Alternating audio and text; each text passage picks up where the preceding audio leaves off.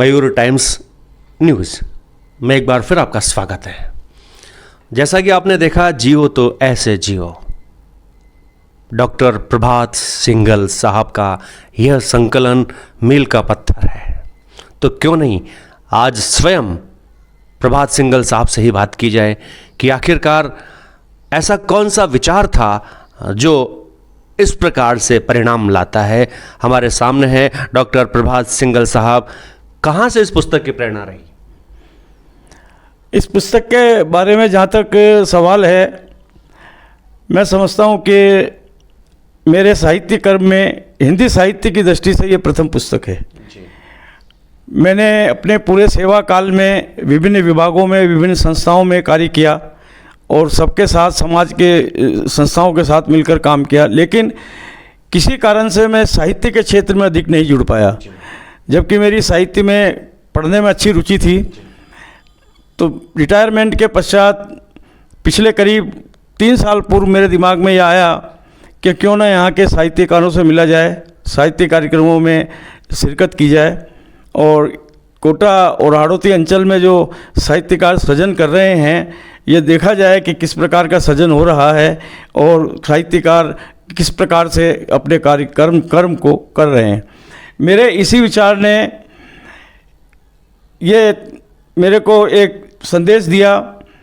जैसा कि मैंने सेवा काल में विभिन्न प्रतिभाओं के साक्षात्कार लिए थे, उसी प्रकार से मैंने साहित्यकारों के साक्षात्कार लेने प्रारंभ कर दिए। और जब मेरे पास 60-70 साहित्यकारों के साक्षात्कार एकत्रित हो गए, तो मैंने सोचा कि साहित्यकारों के साथ साथ हमारे कोटा के जो इतिहास प्रेमी हैं, संस्कृति प्रेमी हैं, यहाँ के कलाकार हैं और यहाँ के चित्रकार हैं, या कोई लोककर्मी हैं, लोक धर्म, लोक संस्कृति से जुड़े हुए कलाकार हैं, ऐसे कुछ कलाकारों का भी साक्षात्कार लिया जाए। तो इस विचार के आते ही मैंने ऐसे प्रतिभाएं खोजने का प्रयास किया हाड़ौती में।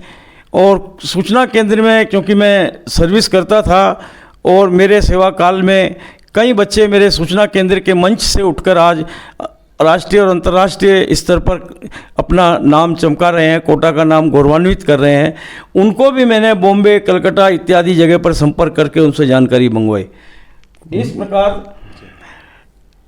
इस प्रकार से 99 साहित्यिक और सांस्कृतिक प्रतिभाएं जब मेरे पास एकत्रित हो गई, उनके बारे में लेखन हो गया, तो फिर एक विचार आया कि उन्हें इसको एक पुस्तक का रूप दे दिया जाए।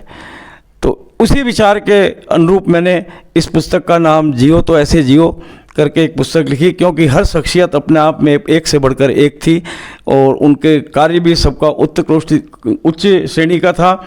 इसलिए इस किताब को मैंने क्रियान्वित किया और इसका प्रकाशन कराया। बिल्कुल, जियो तो ऐसे जियो, जीवन लंबा हो या ना हो लेकिन गुणवत्तापूर्वक होना चाहिए। यही उद्देश्य आपका इस पुस्तक के पीछे रहा है। और जियो तो ऐसे जियो, इसके बाद क्या विचार रखा है आपने?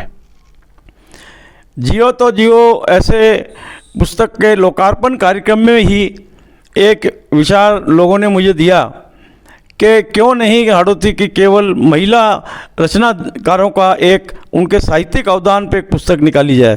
बढ़िया। तो ये महिला सशक्तिकरण की सोच के संदर्भ में भी बहुत अच्छा एक प्रश्न था, इसलिए मैंने इसको उसी समय स्वीकार कर लिया।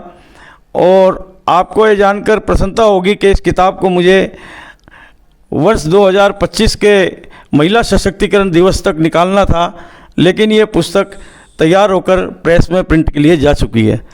वाह, क्या बात है, बहुत बढ़िया। तो ये तो जैसा कि हम लोग साहित्यकार लोग कहते हैं कि हमारे हाड़ौती में महिला साहित्यकारों की संख्या कम है, लेकिन जो भी है उनको एक जगह संकलित कभी नहीं किया गया।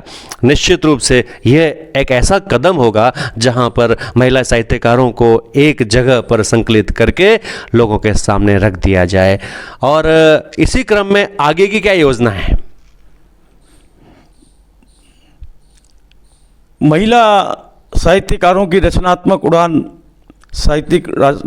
उड़ान के पश्चात मैंने सोचा कि क्यों ना एक ऐसी किताब निकाली जाए जो राजस्थान के प्रतिनिधि साहित्यकारों का प्रस्तुत करती हो, उनका प्रतिनिधित्व करती हो।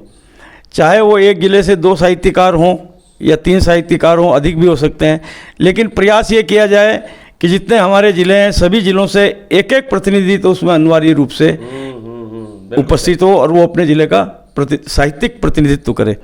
इस दृष्टि से मैं प्रयास कर रहा हूँ और साहित्यकारों से संपर्क कर रहा हूँ, संपर्क सूत्र बढ़ा रहा हूँ। अब तक करीब राजस्थान के 22 अच्छे प्रतिष्ठित साहित्यकारों के परिचय मुझको प्राप्त हो गए हैं और उनका लेखन कार्य जारी है। बिल्कुल, आप जो कर रहे हैं ना, इतिहास में अमर रहने वाला है, क्योंकि कलम कभी मरा नहीं करती है। धन्यवाद।